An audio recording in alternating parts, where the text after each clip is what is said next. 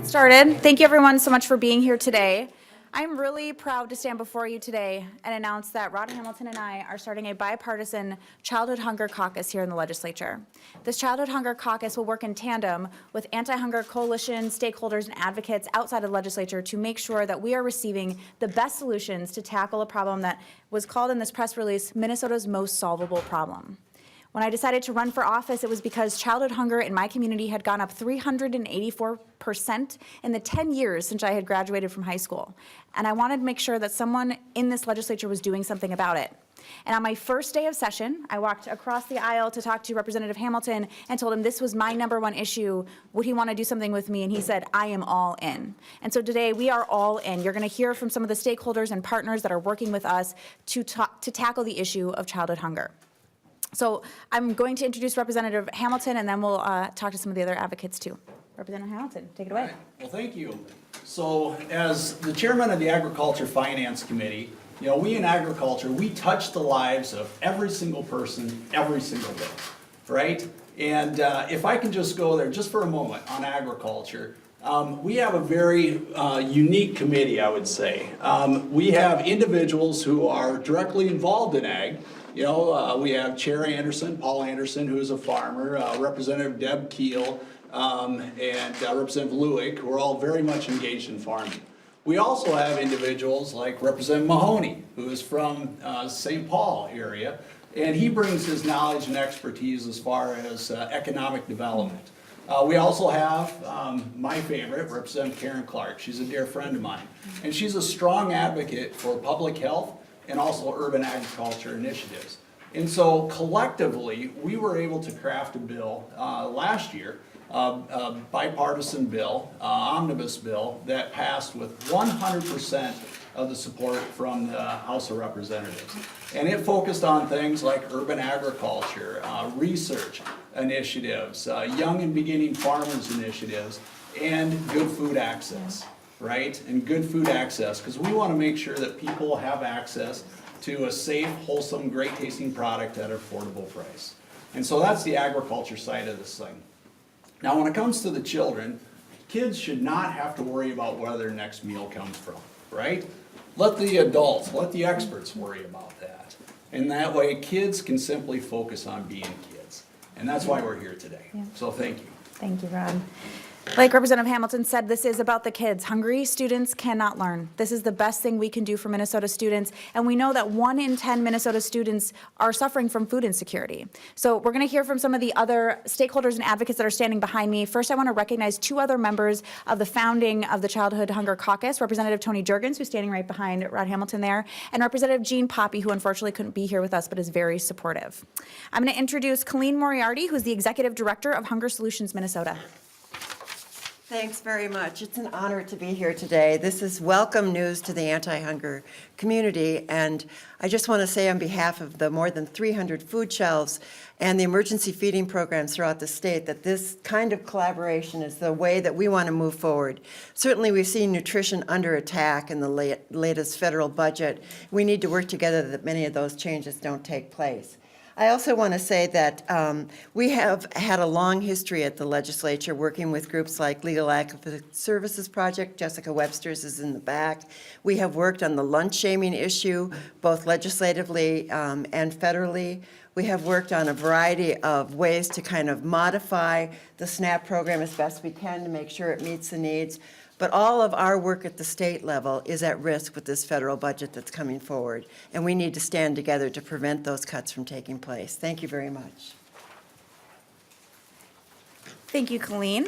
Next, I'm going to bring up Rob Zeski, the CEO of Second Harvest Heartland. Thank you. It's good to be here today, and I agree with the previous comments. This is a really important day for our children and for our state here in Minnesota as we think about ending childhood hunger in Minnesota. When we think about our work in hunger relief and the agencies that we work with across Minnesota, We believe that absolutely kids are Minnesota's most precious resource, and right now we are not treating them with the respect and the support that they need. In the words of one researcher that we've talked with in the past, trying to educate our kids in schools when they're worried about food is like trying to fill up a leaky bucket. It's as simple as that. We know that our kids can't be at their best. They can't learn and grow in the way that we want them to, in the way our community and business leaders want them to, that we all want them to be able to thrive, reach their own potential, and help us be the kind of state and community that we want to be. Right now, in the words of a kindergarten teacher in a St. Paul school not 3 miles from here, she has described her kindergarten kids as being in survival mode. Kids in our community that are struggling to find the right kinds of food, spending more time, as Representative Hamilton said, focused on food than focused on the things that we want to be able to help guide them to in terms of their own potential. And that's something that we've got to work on. We know that hunger in our community in the state of Minnesota is a $1 billion drag on our economy. We know that we have a huge amount of lost potential. We have a huge amount of challenges that can be solved with, as we said, what we believe is Minnesota's largest solvable problem, and largest in that 1 in 6 kids is struggling to find food, solvable in that we know there are more than enough resources to go around between the programs we have from the federal and the state level, but also from the community that supports our work and the work of hardworking food shelves across the state. This is a problem that we ought to get solved. So as we think about that, and we know we can get after this, we're delighted that Child Hunger Caucus is coming together to help with that goal of ending hunger. Let's make sure that's true for every child here in the state of Minnesota. Thank you. Next, I'm going to bring up Cheryl Jogger. She's with South Washington County Schools. Thank you so much for inviting me to participate today. Our South Washington County School District includes Cottage Grove, Newport, St. Paul Park, Woodbury, and as well as parts of Afton, Denmark, and Great Cloud Island. You may not think of kids being hungry in these areas, but we have 1 in 5 kids who are considered food insecure in our community. And it's not just localized to one part of our district. We have students at every one of our 24 schools receiving free and reduced meals. It's heartbreaking that we have kids in our community who don't have enough to eat. And if these kids are coming to school hungry, how can we possibly expect them to focus on learning? We want to help we really want to help set up our students' success in every way that we can. All kids deserve food, and we want to make sure that no child in our school goes hungry. We have a school district and a community that cares about this issue. Our South Washington County School District has recently partnered with Second Harvest Heartland on a No Kid Hungry initiative. This is really a collective impact mission. We want to invite everyone in our community to be at the table with us for this work. That means from our businesses, our nonprofits, our faith organizations, our community organizations, our government agencies, our elected officials, we really need to coordinate our efforts so that we can solve this problem, because we believe that if we are all working together, we can and will end child hunger in our community. Thank you. And last, I'll bring up Jane Waldock. She's the Vice President of Community Health and Health Equity at Blue Cross Blue Shield of Minnesota. Thank you, Representative. At Blue Cross, we're also proud to join this bipartisan effort to tackle a priority, an urgent issue in our state. In addition to the barriers that children that experience food insecurity face to learning, which we've heard about from a number of our speakers, I just want to shed a little light on the health implications of this situation as well. We know that when children have access to healthy foods and balanced meals, they experience better health outcomes and are more likely to grow up to be healthy adults. Children growing up in food insecure environments are vulnerable to poor health outcomes and barriers to being successful in school and in other activities. And they're more likely to suffer from diseases like asthma, early onset of type 2 diabetes, and obesity. We know that childhood hunger and poverty are issues across our whole state, with rates most high in rural and urban settings, but one of the things that we need to pay attention to that is really alarming is the parts of our state where the rates are rising the highest are in our suburbs. In addition to that, we know that poverty and hunger affect American Indian children and children of color at dramatically higher rates, and that is of concern. This isn't the Minnesota that we want for our kids. We want a Minnesota where children are fed and are able to grow up in healthy environments, and that's achievable for all of us. As a state, we can solve this problem, and we're excited to get behind this bipartisan effort led by Representative Hamilton and Representative Maye Quade, and look forward to all of the work we're going to do together. Thank you. I also want to thank another partner that we have in General Mills. They couldn't be here today, but they are with us at the table. So one of the things we know is that the people who are closest to the problem are closest to the solutions. And that's why these legislators and I have gotten together to make sure that we are listening to those solutions, because the groundwork really has been laid. We can take advantage of federal programs and utilize them better here in Minnesota. We know that some of that low-hanging fruit really just needed some folks to get around a table and talk about it. Research has shown that when people get together and talk about this issue, specifically to tackle and end childhood hunger, that's what they do. So that's what we're here to do. Thank you so much for being here, and we'll take a few questions. Okay, so we know what the problem is, but can you give us a range of what you're talking about for a solution with school food, for food deserts, SNAP? What are you hoping to do, actually? So some of the school districts in our state have access to federal funding for more breakfast, more free and reduced lunches, and haven't taken advantage of that. So helping to identify those for those districts. I want to bring up some other folks to talk about some of the solutions, because we did have a wonderful stakeholder meeting, and I don't want to step on their toes. Marcus, thank you. Yeah, there you are. I certainly think that the breakfast program is one that's been very underutilized in the state. It's very uneven. The other thing is the summer feeding programs really have been underutilized. We need to make sure that there are more ability for people to be able to participate in that.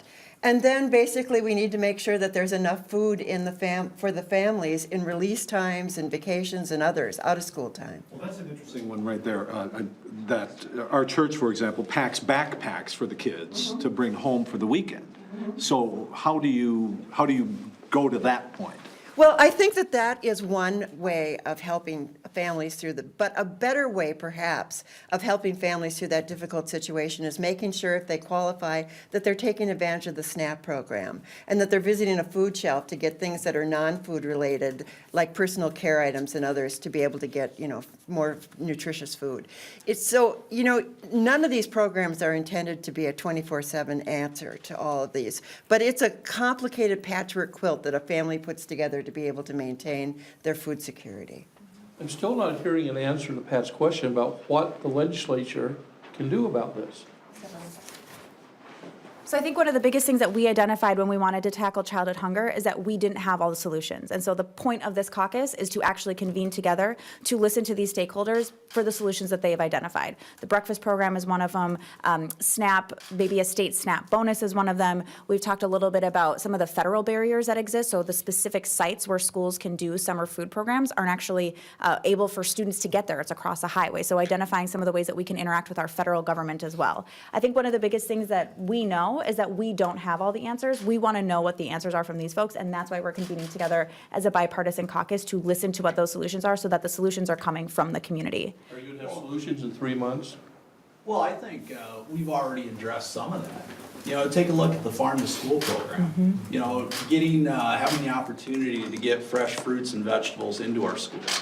And another program is the Good Food Access initiative that I carried the bill in the House, Senator Weber over in the Senate.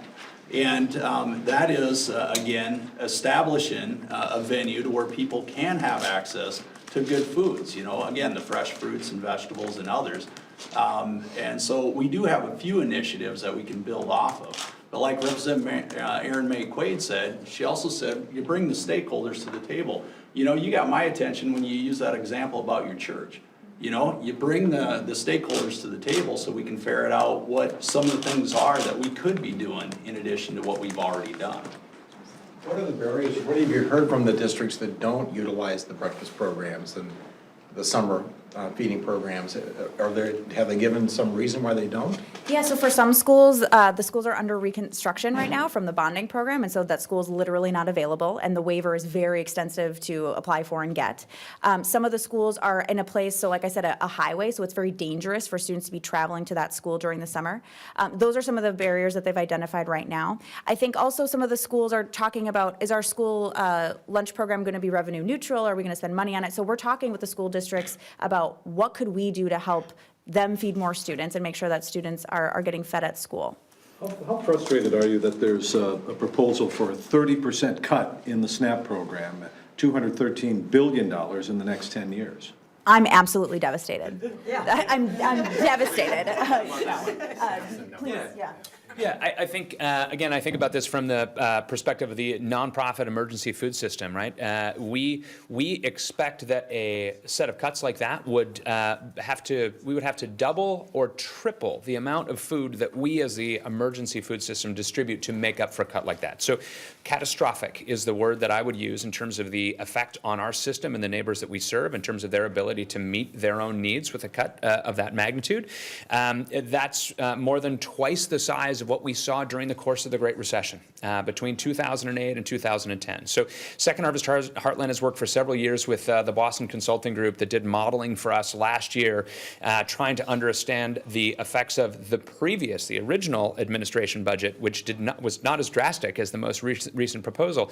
And we will all be beside ourselves in trying to meet the demand that we expect to see from our neighbors that will suffer from those cuts over time. As you folks I think one of the other things that isn't really talked about is the fact that there's a lot of attention being paid to these harvest boxes that is the current administration is proposing. And there has been little discussion about the fact that there also is billions of dollars of cuts to the program that accompany that, money that would leave the nutrition budget and go to pay for tax cuts, to, I don't know. But I know it will leave the people who need the help the most. As you folks look for solutions in the legislature, is there something the public can do in the meantime to help people that are hungry? And is there a particular area of greater need in Minnesota that you're focused on? I think Pat gave a great example. You know? Yeah, John, Jeff, jump in. I can give you an example on that, and it's right along the lines of what Pat Kessler said. In my district, I met with the United Way of Hastings a couple of weeks ago, and they told me a story about a child that was Friday afternoon in the fall. All the kids were happy to hop on the bus and go home for the weekend, and one child didn't want to get on the bus. He was crying, he didn't want to go home. And when they asked him the question why, it was because he knew he wouldn't have enough food to eat till he got back to school on Monday. And so United Way of Hastings provided a similar program now where they packed lunches or meals for the kids to take home on the weekend. Last week, they packed 125, and it wasn't a lot. It was, a can of soup and some SpaghettiOs and a few other things. And so one of the things that I'm doing, that gets your attention when you hear a story like that. And so one of the things that I'm doing is just reaching out to grocers and other organizations to see if they can help provide food at wholesale prices or some sort of a discount, so that money that the United Way is working with can be stretched, and they can help even more kids with the same available dollars. So the solution isn't always going to be a government solution. Sometimes it's just a matter of, we come in contact with a lot of different organizations, and if we can put the parties together, which was a big part of the workshop that I attended that Cheryl Jogger talked about earlier, it was just about bringing in the stakeholders who are already doing things and bringing them together so we know where the gaps might be, and then we can work together to try to fill those gaps. It brings up a good point. A few years back, I believe it was Representative Gene Poppy that carried the bill. When, like canning companies or whatever, when they harvest their crops, if they meet their quota, some wouldn't be harvested, and it would just be, plowed under in the field. Or if, say, a cucumber was the wrong size or whatever, it wouldn't go to market. And so, again, it would be just, it would just be plowed under in the field. And so I believe it was Representative Poppy that carried the bill to start the initiative where we would be able to harvest those and bring it into Second Harvest Heartland and others. So that, because it's very safe, it's nutritious, it's a good product, it just didn't have a market. And so there are some initiatives that we've started that we can continue to build off of also. Did that become law? Yes, it did. It did, and just to speak to that, I mean, I think, I guess I would reiterate, we're actually starting, we think, from a position of momentum, right? We have a lot that we can be building on. Last year, Second Harvest Heartland distributed nearly 100 million pounds of food to our local food shelf partners. So there is immense strength in the local organizations that are helping to serve our schools and helping to serve our communities. We know that a third of the people that received support were children from that, and so it remains a challenge for kids. I guess I would also say Minnesota's lagging other states in the performance of some of their school programs. And so while we take some umbrage at that, certainly we also know that we have models in other states and models within our own state of schools that are providing examples that we could be looking to. So there's a huge amount that we can be doing even within 3 months to be looking at specific targets and how we can think about not only legislative but also kind of nonprofit and local private charitable solutions to get this going better for Minnesota's kids. So yes, the public-private and nonprofit partnership will be strong. I think one thing that folks can do, this has been a silent issue in Minnesota for far too long, and it affects far too many kids for it to continue to be that way. Learn about this in your own community. Learn how you can get involved in any food shelf that's in your community. I want to shout out that there's been programs to reduce both food waste and bring that food to folks who are hungry too. And so there's ways that we can bring a bunch of issues in together. I also want to highlight that one of the issues with breakfast before school is transportation issues for students as well. So breakfast after the bell has been one of the proposals that we've been looking at, or we will be looking at as well. So those are what we're doing. We're really excited about it. Are there any last questions before we head out? All right. Thank you all so much for being here. I look forward to working with all these folks. Thank you. Thanks very much.